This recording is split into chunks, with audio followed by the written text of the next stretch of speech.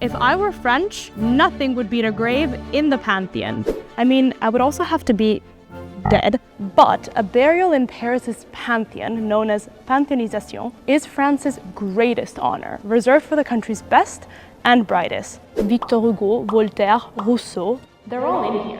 The inscription on the facade reads, "To great men, the grateful homeland," which, bit rude, there are women buried in the Pantheon too. Nobel Prize winner Marie Curie actually became the first woman to be pantheonized of her own merits in 1995. For all intents and purposes, the Pantheon is a mausoleum. At the moment, 81 people are buried inside it, 4 of which without a decree of Pantheonization.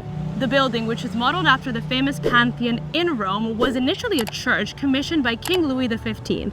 But in 1791, after the French Revolution, it was converted into a temple to honor France's heroes. How does one become eligible to be buried in the Pantheon? Well, there actually aren't clearly defined rules other than being great and deserving of national honor.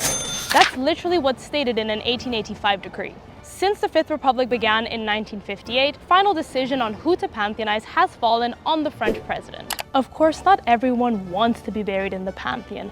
General Charles de Gaulle, for instance, said as much, and the family of author Albert Camus turned down a posthumous request to have his remains transferred. Soon, however, the Pantheon will welcome a new member, former French Justice Minister Robert Badinter, who will be pantheonized on October 9th, on the 44th anniversary of the abolition of the death penalty, of which he was the author. When it isn't being set up for burial ceremonies, curious tourists can, of course, pay the Pantheon and all those resting inside a visit.